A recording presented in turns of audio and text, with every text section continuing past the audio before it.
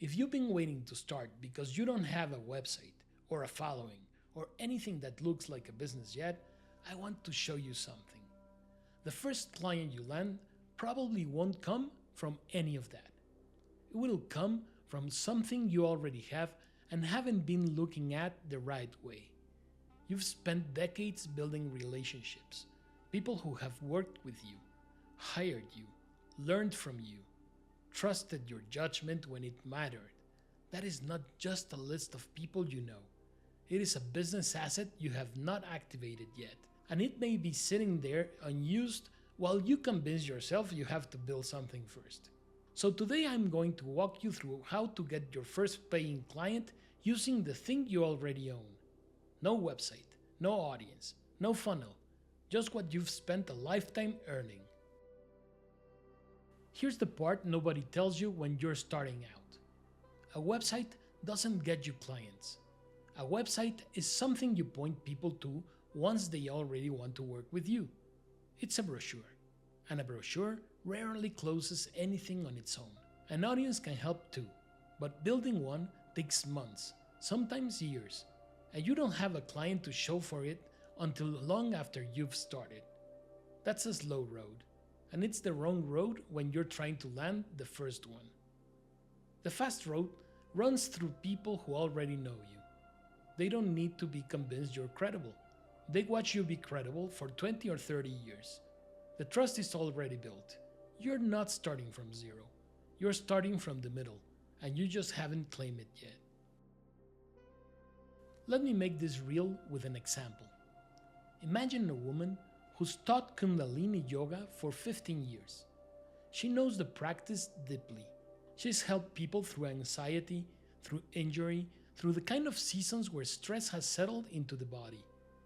People who have been in her classes talk about her like she changed something for them. And she's never made $1 outside of a class fee. No website, no program, no audience to speak of. Just years of real expertise and a room full of people who already trust her. She's exactly who I'm talking to. And if you've got years of something behind you and no business in front of you, she is you. So let's walk her through it. 3 steps, the same 3 you will take. The first step isn't building anything, it's looking. Most of what you need is already in your phone, in your email, in the back of your memory. The work is to see it clearly instead of scrolling past it. So, our yoga teacher sits down and starts listing people, not friends to catch up with, people who already know what she's capable of. The student who kept coming back for 3 years. The woman whose chronic back pain eased after a few months of working together.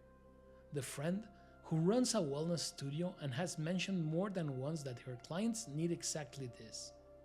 These aren't leads in the cold suns. They are warm ground. Every one of them has already seen her do the thing she's good at. That's the inventory. People who know your work, not people who might someday hear about it. You do the same.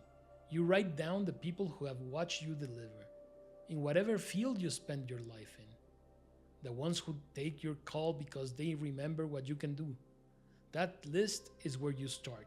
It's worth more than any landing page you could build this month.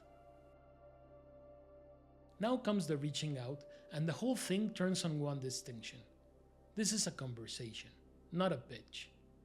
When you treat it as a pitch, you put yourself in the position of having to sell someone on your value. But these are people who already believe in you, so you don't need to sell, you need to ask. Our yoga teacher reaches out to her old student and says something close to the truth, that she's thinking about building something for people who want to go deeper than a weekly class, and since this person knows the practice from the inside, she would value 10 minutes of their honest thinking on whether it would actually help. That's the whole move. She's asking someone she trusts to help her see clearly.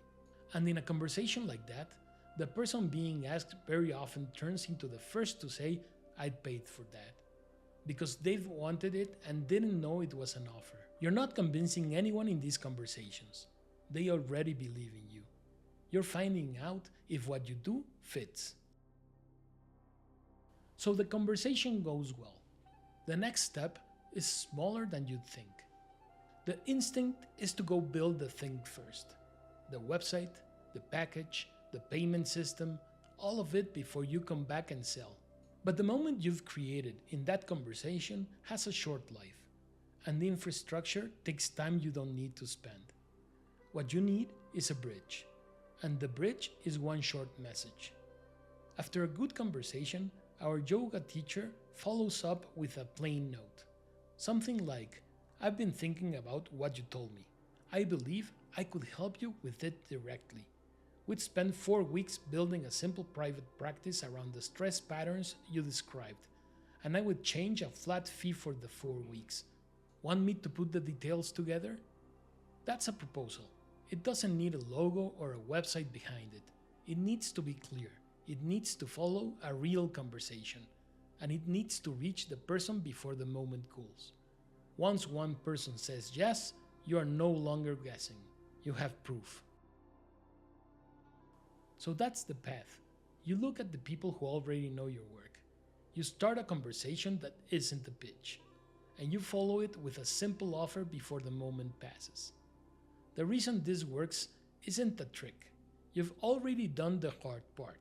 You spent years becoming someone worth trusting. Your first client may not come from building something new. It comes from finally using what you built a long time ago. If you're not sure your own experience is enough to start this way, I built something that will show you. It's a short assessment that helps you see your experience, your credibility, your network, and whether there is a first offer hiding inside of them. It's free, and the link is in the description. Take 5 minutes with it. You might find your first client was already on your list.